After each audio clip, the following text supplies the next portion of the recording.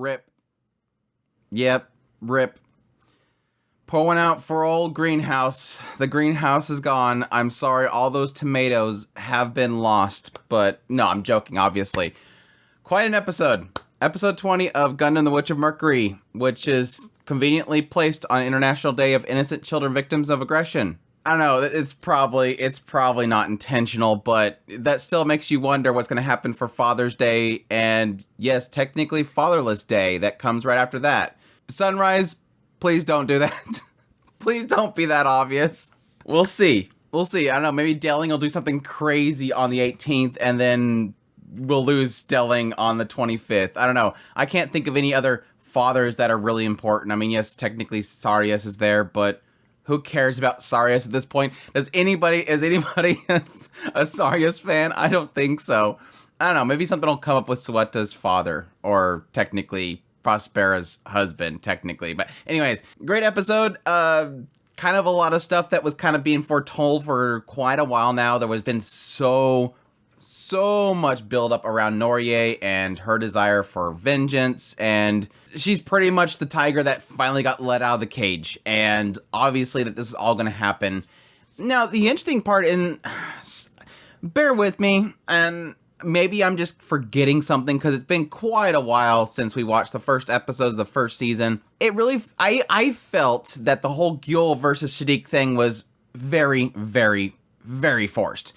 Now, maybe it's because we don't have enough context between Shadiq and Gyul to really put it together. I know that obviously in early stages of this series, everybody was dueling each other for Mjorin. And so you can say there's probably an aspect of that. But I kind of got a sense of this in the previous episode, and it kind of fell right into this episode, this idea of Gyul and Shadiq having this rivalry. And it just felt forced in the beginning of this episode, like, oh, Shadiq's like, no, it's obviously Gyul. Gyul has been doing this. Now, I can subscribe the idea that Shadiq believes that Gyul put Mjorin up to this. No. Shadiq knows everything they're doing. He literally knows everything they're doing. He knows Prospera is doing this. And yet, he keeps going back to Gyul, like, Gyul's doing something. You got Mjorin's hands bloody. So it's sort of like of two minds here, where it's trying to make me believe that Shadiq knows everything that Prospera and Mjorin and Gyul's doing. He's in their comms, he's got spies in there and everything. He knows that Prospera just pretty much unraveled all this stuff, but still he thinks that Gyul's doing something. I'm sorry, Shadiq.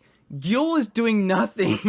Yes, he technically was inside of the Dawn of Fold for a while. Yes, technically he got out of it. Yes, he uncovered the truth from the Dawn of Fold. They know that, Shadiq was behind all this stuff, but he's not bothered by Gyul uncovering that.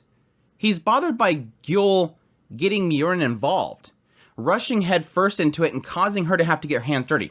Now, it does make sense as the episode goes along, because it's sort of indicating this idea that Shadiq seen all this injustice. And we kind of got a sense of that. We know that Shadiq was mad. And yes, we pretty much confirmed in this episode that he's working with the Assembly. So that all that stuff has been confirmed. We know who Shadiq is working for now, and that he is the mastermind behind everything that is currently going on. He's the puppeteer that put the Dawn of Fold into effect, kidnapped Sarius and everything, but Shadiq, in his mindset, is he, along with the Assembly, is trying to put an end to the Benneret group. Now, again, it makes more sense when I think about it, because technically Shadiq is saying, I wanted to do this without bloodshed. If you had just gone away and let me handle things, I would have done this. I would have dismantled the Benneret group. I would have given all the power back to the Earthians. The Spatians has been making us suffer for so long. I could have handled everything. But then you came back.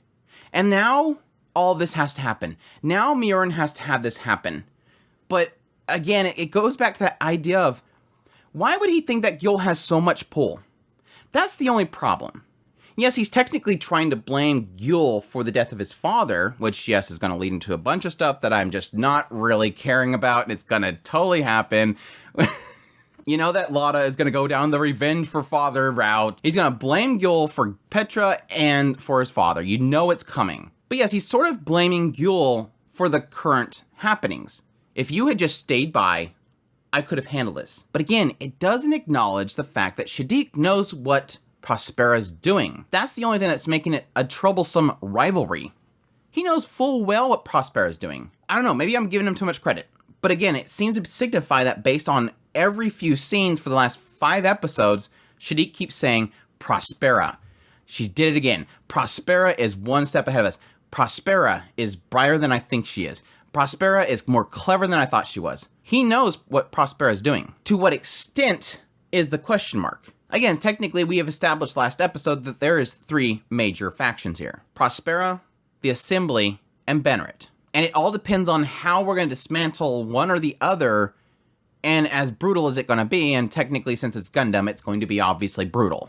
Despite all that, putting that aside, having this little rivalry, the fight between Gyul and Shadiq, cool fight either way. Obviously having pretty much all of Shadiq's men and, well, Shadiq's women fighting behind him to hold back everybody, hold back the Cathedra's soldiers and everything in order for them to get Sarius out of there. Now, it sort of indicates at the end that Sarius, they didn't get him out of there. I don't know. The men standing next to Sarius at the very end, it didn't indicate to that it was the people of the Cathedra or if it was the Assembly. They were supposed to rendezvous with the Assembly within 5 minutes. But yes, technically Shadiq did lose. Did they intercept it or not? That's the question mark. It doesn't show the other lady from Shadiq's group in there. It just shows 2 guys and a phone, and it's like, okay, did he make it out? I'm assuming they intercepted him. As this is going on, yes, they release the tiger from the cage. Noria is released, and of course, she just wants revenge, which is sort of that interesting contrast between what Noria feels Earthians and the Earthians have actually been going through this whole time, now having the battle taken to the Spatians. And now all the Spatians who in their comfort in space are now suddenly feeling the same thing they're feeling. She's putting them through hell. Now, again, what they've sort of been building up for a while here now is the idea of Ellen's clone suddenly having feelings for Noria. And yes, like I said, it technically has been foreshadowing this for the last few episodes. As much as I've been not liking those segments, that's technically what they were doing. And like I joked about before, technically informing Nika a bunch of stuff that she should already know about Gundams. But it does turn into a tragic moment, having Ellen sort of trying to push something other than death and chaos and destruction into Noria's mind. Like, you can function outside of this stuff. You're captured by the curse of the Gundam. You're captured by the loss of your friend. I can help you find a new place. And it makes her stop briefly enough, and you knew this was coming. Like, you knew from a mile away this was going to come. The moment he went up there and grabbed her, I'm like, she dead. She dead. I don't know if it's going to be both of them or just one of them, but she dead. But at least drives her to the point where she was going to say that she wanted to know his real name. Because yes, he is technically somebody that is crafted to look like the real Ellen. So he does have a real name. But no, she gets blasted. Which, honestly, as much as it hurts, it's sort of deserved because literally she just killed a whole bunch of people. There was no doubt they were going to take her down at that point. She literally just massacred that entire place. But the weird thing was that Ellen from this gets angry. He just loses it. And he takes down the snipers, but then leaves. So to sort of try to give you that sense that he's lost it, like he's going, oh my gosh, he just goes berserk. But then he just stops and goes away. So again, another character that's just going to dart off and probably become a villain later. Which, yes, technically makes 4 factions now. We're back up to 4 factions. I don't know. I can't really think of who Ellen would join at this point. The only thing I can think of is maybe joining Prospera, or maybe even helping Shadiq get free, because technically Noria was working under Shadiq, and I can see him wanting to follow in those same footsteps. Now, as the dust settles, finally, seemingly like we're getting some sort of shift in Sueta.